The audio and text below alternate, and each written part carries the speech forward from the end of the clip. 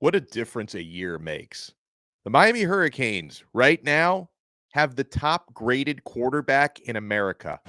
You are Locked On Canes, your daily podcast on the Miami Hurricanes, part of the Locked On Podcast Network, your team every day.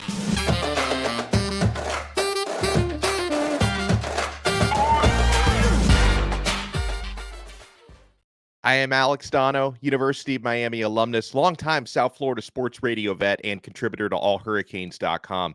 And thank you so much to the everydayers for making Locked On Canes your first listen and your first watch each and every day. We are available free wherever you get your podcasts and available free on YouTube. Today's episode of Locked On Canes is brought to you by eBay Motors. A championship team is about each player being a perfect fit. Same with your vehicle. So for parts that fit, head to eBay Motors and look for the green check. Stay in the game with eBay Guaranteed Fit. ebaymotors.com. Let's ride. eBay Guaranteed Fit only available to U.S. customers, eligible items only, and exclusions apply. There have been no exclusions for Tyler Van Dyke so far this year. TVD is off to an awesome pace this year, over 1,000 passing yards through 4 games, 11 touchdowns to only 1 interception, and he's completing 74.7% of his passes. And according to Pro Football Focus, who goes strictly by the numbers, right? There's no subjectivity here. Their algorithm is their algorithm. Their formula is their formula. Because if you look at a lot of like the quarterback lists that are made by human beings who, don't pay a whole lot of attention to Miami, and all they remember is Miami being 5-7 last year and the offense being no good. You notice Tyler Van Dyke is getting left off of a lot of the quarterback top 10 lists and top 5 lists, the ones that are made by human beings with their biases and subjectivity. If you go by the numbers and the Pro Football Focus formula, no quarterback grades as high as Tyler Van Dyke these 4 games into the season. He's graded out at 94.2. That's out of 100, by the way. 94.2 grade, according to Pro Football Focus. That is above every quarterback in the country. Here's what they wrote about Miami's Tyler Van Dyke on PFF College this week. Last summer, Van Dyke was a projected first-round pick for many draft analysts. Following a disastrous 2022 for both Van Dyke, who had a 66.8 grade last year, and the Hurricanes at 5-7, that hype died down and he returned to school. The redshirt junior is once again flashing the tools that made him such an intriguing prospect in the first place. His 94.2 grade leads all quarterbacks in the country.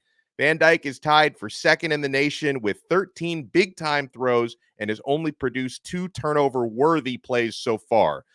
While a day one result is unlikely at this stage, they say Van Dyke is playing well enough to garner some day 2 NFL draft buzz, right? And yeah, listen, again, Tyler Van Dyke has always been good, right? He didn't forget how to play football last year, but he was in an offense that was all wrong and not productive. He wasn't getting pass protection. His receivers were dropping too many footballs. So you see the difference, folks. And I give Tyler Van Dyke credit because he's worked very hard to get command over the Shannon Dawson offense. But you see the difference when a quarterback actually has protection and a good play caller / game planner. And when his receivers and playmakers are actually executing, you're reminded, hey, TVD can play. We forgot about it last year. We're absolutely seeing it this year. And yes, the competition is going to get tougher. Now, he did very well against Texas A&M, which was tough competition on paper. So it's not like TVD is only feasting on inferior competition, but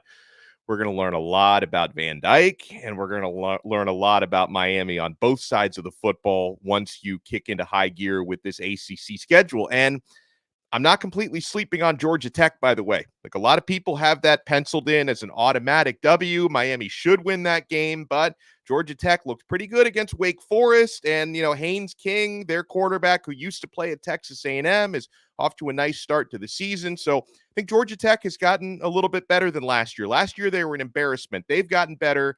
Miami's gotten a lot better, though. Miami, who beat up Georgia Tech even last year, the Hurricanes have gotten a lot better than they were a year ago. And you've got the highest graded quarterback in the entire country right now. I am opening this episode up to you guys' questions.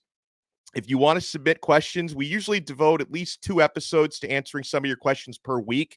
you can join our exclusive Subtext SMS texting community. I include the link in the show description below if you want to sign up. You guys get one-on-ones with me on Subtext. I give you breaking news, recruiting scoops, practice and game observations. Try it free for 14 days by clicking the link in the show description below. And then if you like it, you can opt in for $4.99 a month. We give you a lot of added value on there. We have a lot of questions about Van Dyke and the offense. And a lot of people are already thinking probably a little bit too far ahead on this.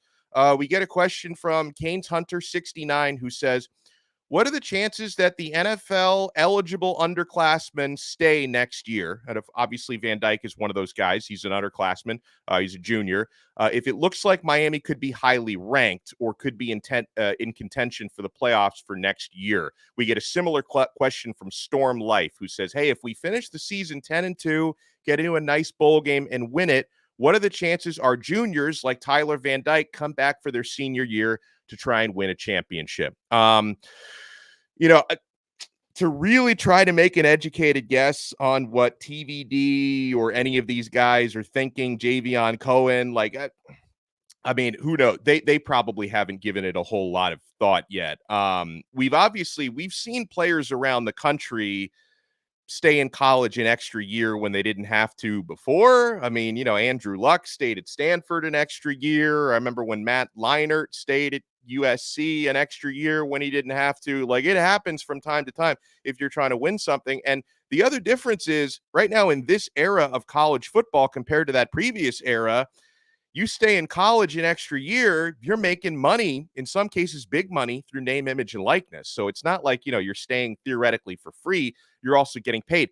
At the same time, folks, there are still advantages of striking while the iron is hot and starting your NFL career, because if you can raise your draft stock up to being that of a first or a second day pick, oftentimes you say, if I come back for another year, yeah, I can make NIL money and I could maybe win a national championship. But what if we're not as good as I think we are next year? What if I get injured next year? That's a big thing for football players. So I don't know. But to answer your questions to the best of my abilities, the better your team is, the better chance you have of keeping your sophomores and juniors who don't have to leave. That's the thing. I can't speak for any of these guys individually. I wouldn't blame any of these guys if they decide to make the jump to the NFL, even if the team's going to be really good next year. But the better you are, the more that increases your chances. We get this question from Tampa Lou, who says, if Tyler Van Dyke doesn't return next year, how does that affect Miami's wide receiver recruiting class? Is our current QB room enough to attract those top wide receivers? I would imagine, when you're talking about the JoJo Traders and the Chance Robinsons who are already committed, guys like Carr who you're trying to get, or a guy like Ja'Cory Barney who you might be trying to flip, a guy like Jeremiah Smith who you're definitely trying to flip. I would imagine these players are already thinking in terms of who the next quarterback is going to be, because even if Van Dyke did come back for 1 year, it would only be 1 year for guys that are going to be true freshmen next year. So I think that these guys are already thinking in terms of, okay, how good does this Emory Williams look? Because that might be my quarterback for the next few years. He's looked really good so far. Or what about Judd Anderson, who's doing some good things at Warner Robins High School in his senior year? Or Luke Nickel, who I think is going to be, he's a 2025. I think he's going to end up probably being a high-level 4-star or even 5-star by the time those rankings get updated. I still think it's more about the future with these guys, but I don't know, man. If TVD has a great year, Miami goes 10-2, and he did, and I don't necessarily think he would, but if he did decide to come back, it definitely couldn't hurt. I'll say that. It definitely couldn't hurt as far as wide receiver recruits, but I think the receiver recruits are thinking more in terms of what's next versus what's here right now. So I think Emory Williams, Luke Nickel, Judd Anderson are the guys that they're really looking at. We got good questions on recruiting buzz, because you notice that all these Canes Twitter or X accounts, the basement insiders are going crazy this week, trying to tweet out a lot of clues. And during the bye week, Miami's coaching staff, they are traveling all around the country on recruiting visits this week. What does the latest buzz say? And we will start looking ahead to that Georgia Tech game on October 7th. What's the greatest path to victory for Miami in that game? We've got some awesome questions from you guys we're going to keep answering when we come back. You know what we like to say? We're only getting started, so you want to keep it locked right here to Locked On Canes. Did you burn your last piece of toast? Have your avocados gone bad? Or is the hot sauce bottle getting a little empty? Try grocery delivery from DoorDash. You'll get everything you want delivered when you need it right to your door. Folks, you've trusted DoorDash to deliver your restaurant favorites. Now you can get grocery delivery that actually delivers too. You'll get exactly what you ordered, or we'll make it right. So sit back and enjoy quality groceries just like you pick them out yourselves. With easy substitutions right in the app and best-in-class customer support, DoorDash delivers groceries exactly how you want it. Get 50% off your first DoorDash order up to $20 value when you use code LOCKEDONCollege at checkout. Limited offer, terms apply. That's 50% off up to $20, no minimum subtotal, and zero delivery fees on your first order when you download the DoorDash app in the App Store and enter code LOCKEDONCollege. Don't forget, that's code LOCKEDONCollege for 50% off your first order with DoorDash.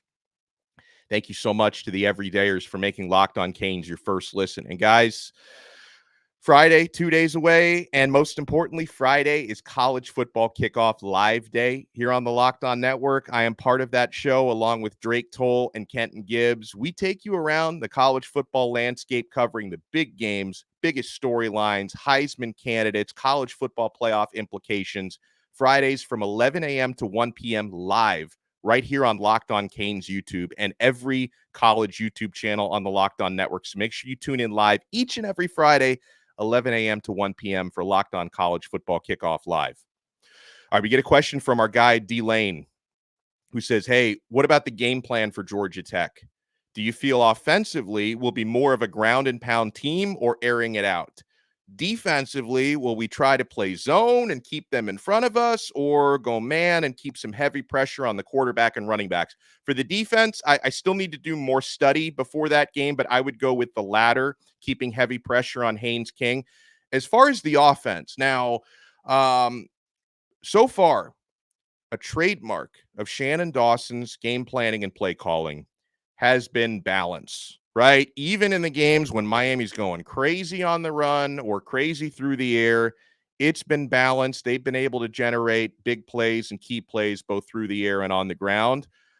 But if I look at where Georgia Tech is vulnerable defensively, the answer to that is clear. They can't stop a nosebleed when it comes to the running game. Here's Georgia Tech's record against the run so far.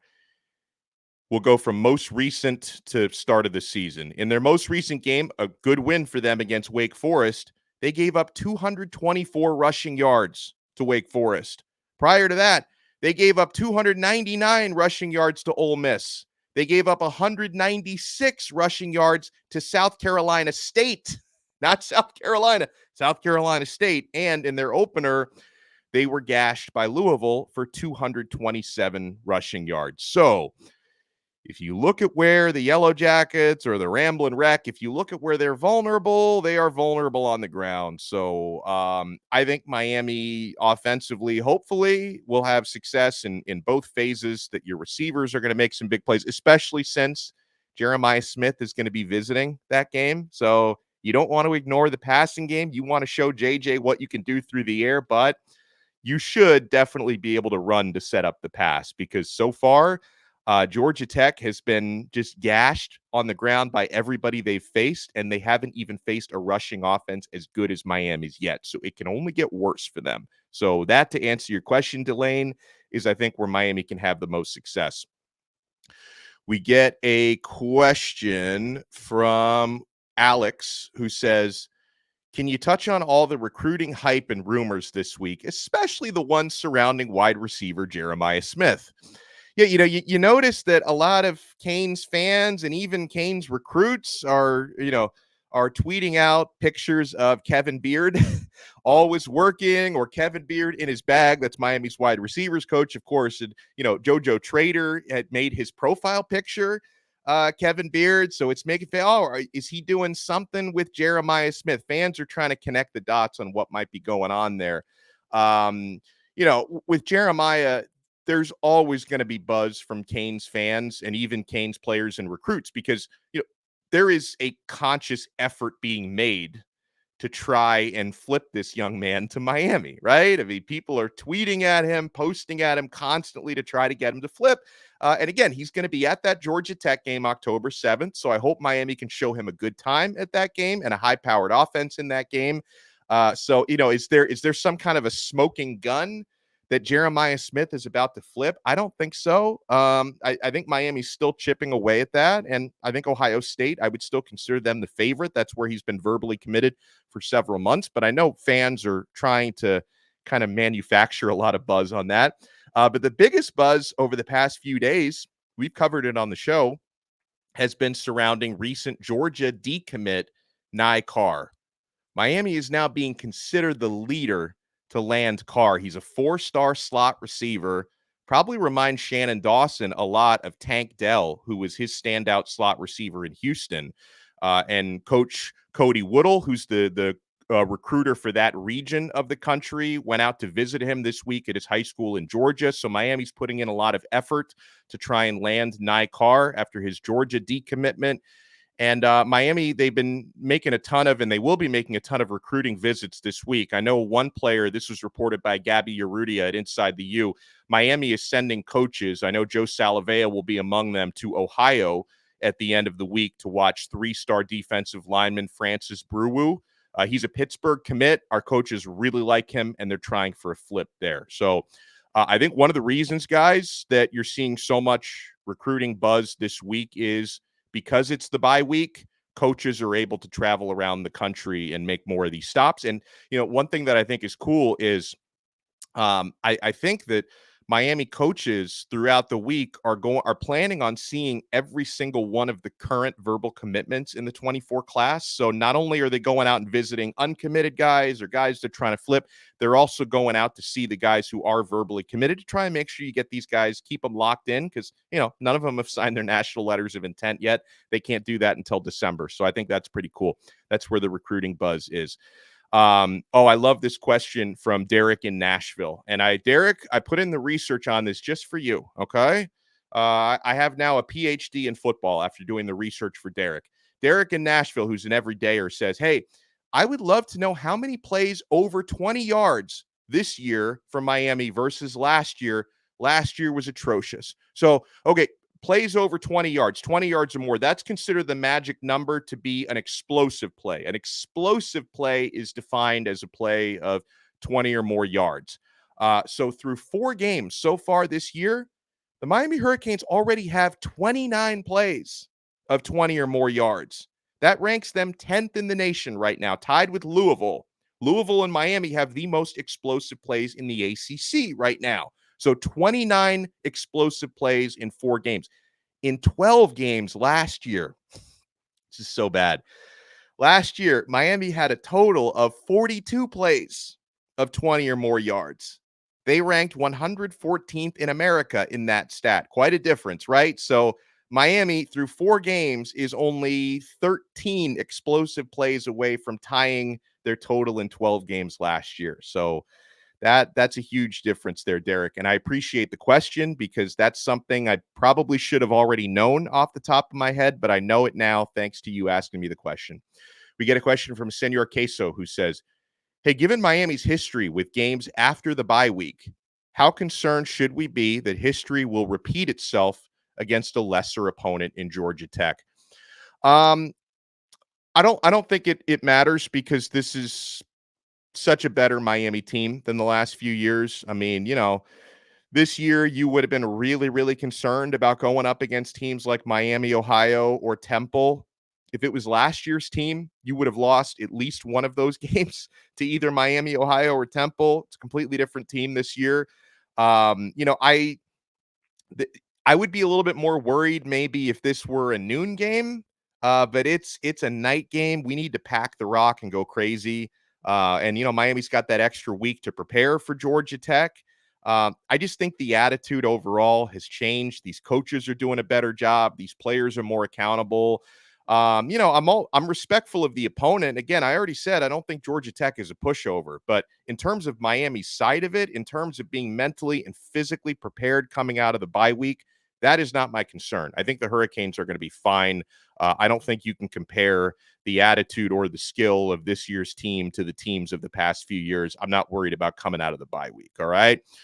Ooh, a lot of questions coming in about the health status of guys like Zion Nelson, Trevante Citizen, Elijah Arroyo, questions about how Jakari Brown could be used throughout the rest of the year. And we got a really important question about superstition that I want to answer, because when it comes to sports, I'm a really superstitious guy. So important stuff we still have to cover.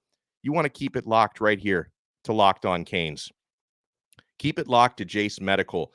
The Jace case provides 5 life-saving antibiotics for emergency use. They're doing such great things. Everyone should be empowered to care for themselves and their loved ones during the unexpected. That's why Jace Medical offers that Jace case.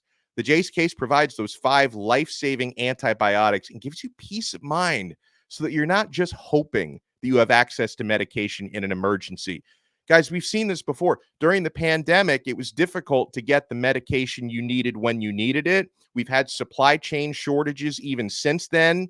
Jace Medical is simple. They handle everything from online evaluation to licensed pharmacy medication delivery and ongoing consultation and care. Don't get caught unprepared. Get $20 off on these life-saving antibiotics today from Jace Medical by using my code Locked On at checkout on jacemedical.com. That's JASE medical.com. Thank you so much for making Locked On Canes your first listen today. We're available free wherever you get your podcasts and available free on YouTube. And folks, if you want to take your everyday or experience to the next level, sign up to our exclusive SMS texting community through Subtext. You get text messages directly from my phone to yours. Breaking news, recruiting scoops, one-on-one questions. We answer you guys' questions on the show through the Subtext. So sign up. Show description below. We include the link down there. Try it free for 14 days. And then if you like it, you can opt in for $4.99 a month. We give you a lot of added value on there. So try out our Subtext campaign. We get a question from Trey, who says, hey, do you think now that ACC play is coming, we will see the returns of Zion Nelson, Elijah Arroyo, and Trevante Citizen? People ask me questions about these guys all the time. And man, I never have a good answer for you, because Mario Cristobal keeps injury situations so close to the vest. I mean, you take Elijah Arroyo, for example. This guy has basically been a game time decision for the first 4 games and hasn't played yet. So hopefully, he came off the knee injury and then had a hamstring issue in fall camp that he's recovering from. They're being very careful with him. I think out of those names you mentioned, I think Arroyo, to me, feels like the most likely that he would be ready to play for the ACC opener. And boy, could Arroyo add another dimension to your passing game and to your tight end rotation. The guys who have played have done a really nice job. Cam McCormick is an excellent blocker. So is Riley Williams. Riley Williams is getting down the field, opening up holes down there. But Elijah Arroyo, when healthy, is probably the most overall dangerous tight end on the team. As far as Trevante Citizen, Cristobal said before the season that he could be ready at some point this year. I don't know if we have any signs that he's going to be ready that quickly. And then with Zion Nelson, I don't know. And then the other tricky part about that was, and we get a question. I'm going to group in this question from Jeff. Jeff asks us, so what's going on with Zion Nelson? If he doesn't come back soon, will he redshirt? And if he is healthy, do you think Mario Cristobal will start him over Jalen Rivers, who's been playing well? The O-line finally has good chemistry. Do you want to mess that up? So I don't know exactly where, again, I don't know where Zion is with his recovery. But I will say this, Jeff, to what you were hinting at there. If Zion Nelson is, let's say, ready to play October 7th and beyond, I don't think he's a starter right now. Because like you said, Jalen Rivers has been playing so well at left tackle, and why would you disrupt the chemistry of your O-line just for the sake of doing it? There's no reason to. Rivers, it's not like he's struggling. Quite the opposite. He's thriving. That entire offensive line is playing as a unit right now. So I'm with you that, if Zion gets healthy, I think he comes back as a rotational piece, but I don't think you're taking anyone's starting job right now because Rivers has earned that.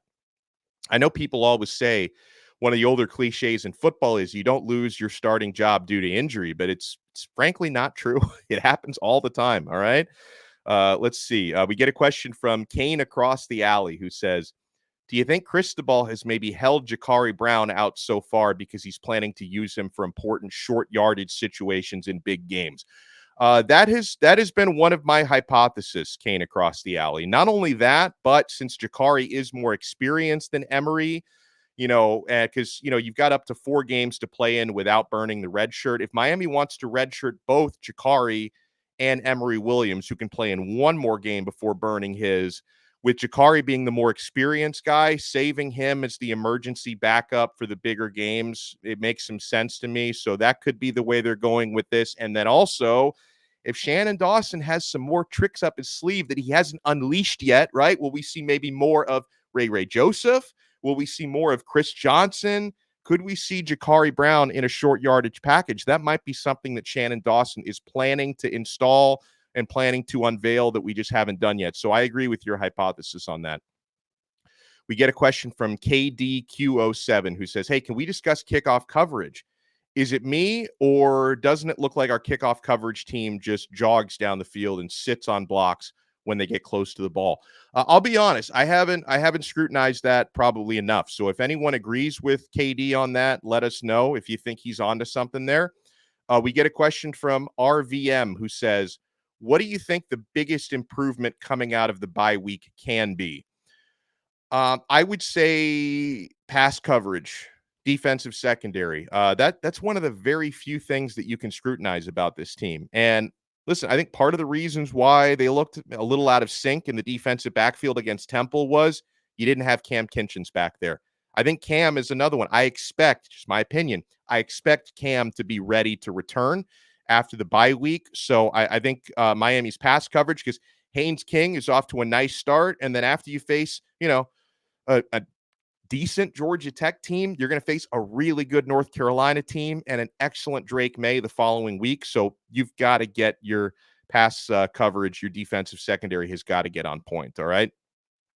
We get a question from, I love this one, from ND Hater 85, who says, Donno, I live right between a Notre Dame fan and a Michigan fan.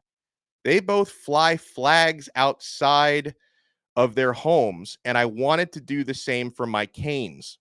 The problem is I'm superstitious and I don't want to jinx anything. Any thoughts you have on the matter would be greatly appreciated. Yeah, ND, I've got a strong opinion on this. I am very superstitious when it comes to my sports teams. However, I see nothing wrong with flying a flag outside your home or flying a flag on your car or wearing Canes gear from head to toe every day. There's no superstition against representing your team. Now, ND Hater, when you're talking about superstitions, the stuff that I do not like to do is make overly bold or auspicious proclamations, right?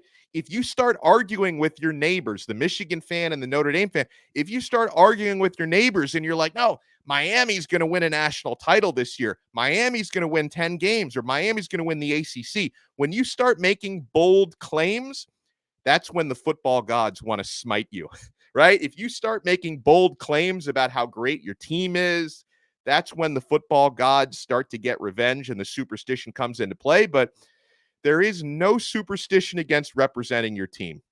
Fly that flag high. Now, don't fly a flag that says national champs. Don't do that. But if you want to fly your Hurricanes colors outside your home when you're surrounded by those disgusting Notre Dame colors and those Michigan colors, do what you got to do, ND Hater. I have no superstition against that. All right. Thank you guys so much. The questions were awesome. We got some additional questions we didn't get to answer today because I talked too much. We'll try to answer them on a future episode. I appreciate you guys. And yeah, the week, it's going to stay busy, my friends. We're going to have some good guests the next couple of days. Even though it's the bye week, the coverage never stops and the quality never goes down in our Canes coverage every single day. We'll talk to you next time on another episode of Locked On Canes, part of the awesome Locked On Podcast Network. Your team every day.